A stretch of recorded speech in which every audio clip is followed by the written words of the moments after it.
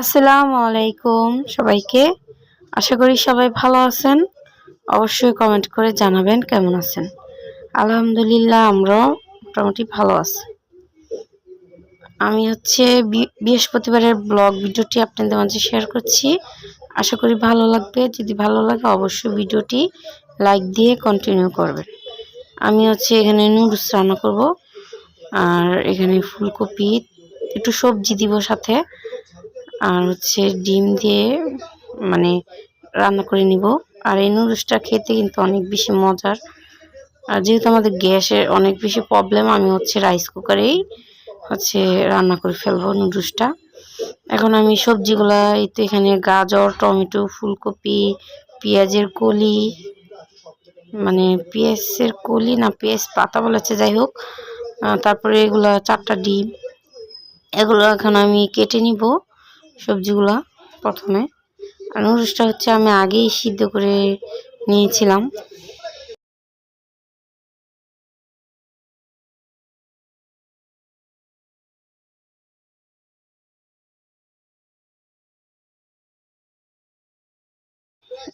এই তো সবজিগুলো আমি কেটে নিয়েছি। আর গাজরটা আমি বড় বড় মোটা ছিল, এই জন্য আমি একটাই দিয়েছি, কারণ গাজর বেশি দিলে আবার মিষ্টি হয়ে যাবে, এই জন্য।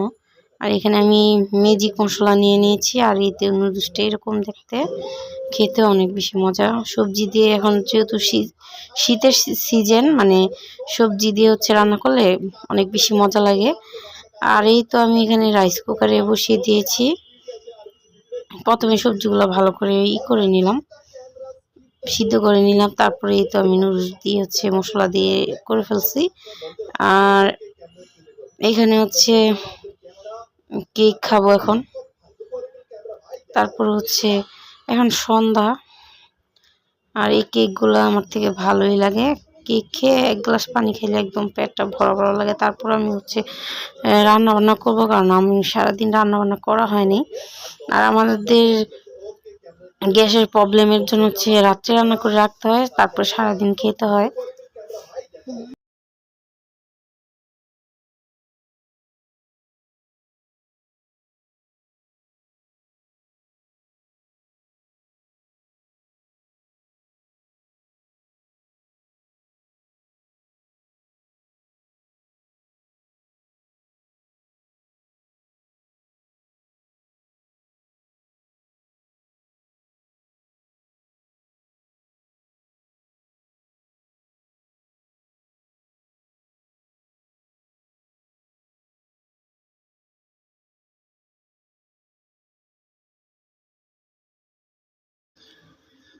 যাই হোক, এখানে আমি ফুলকপি দিয়ে টমেটো দিয়ে সুরমা মাছ ছিল, সাথে পাঙ্গাস মাছ ছিল, 4 পিসের মতন ছিল। ভাবলাম যে পাঙ্গাস মাছ গুলোর সাথে দিই, কারণ সেগুলো বাচ্চারা খেতে পারবে।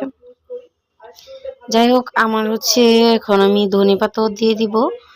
আর আমি সিম আর নতুন আলু দিয়ে ভর্তা বানিয়ে নিব। এখন নতুন আলু দিয়ে ভর্তা খেতে না অনেক বেশি মজাদার, এই জন্য আমি ভর্তা বানিয়ে নিব আর কি। আর এখানে আমি তো দেখতে পাচ্ছেন তরকারিটাও হয়ে গিয়েছে। আমি ধনেপাতা দিয়ে আর একটু বলক দিয়ে নামিয়ে ফেলছি।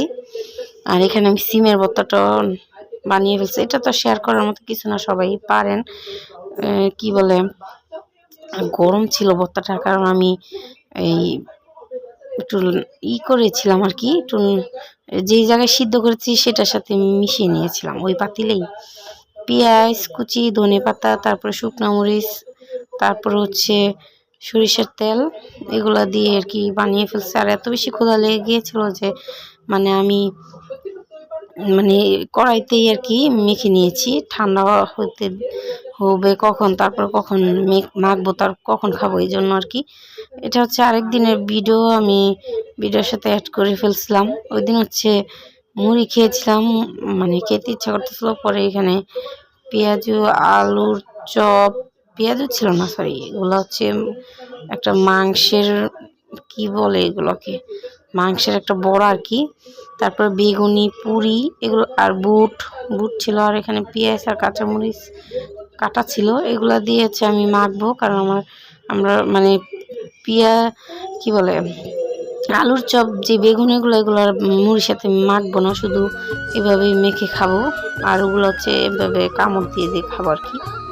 আর আমার ছেলে মেয়ে তো ওরা খেতে পারে না, আমি শুধু একা খাবো, এই জন্য আর কি মাখলাম না।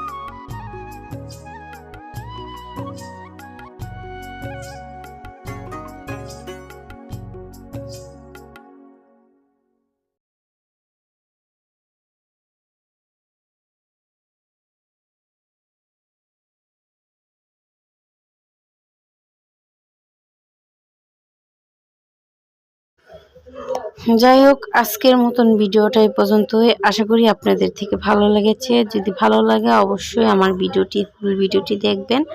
আর কোথাও কোনো অংশ বেশি ভালো লাগে অবশ্যই আপনার ফ্রেন্ডস বা ফ্যামিলির সাথে আমার ভিডিওটি শেয়ার করতে পারেন। এই তো আজকের মতন বিদায়। আল্লাহ হাফিজ। আসসালামু আলাইকুম।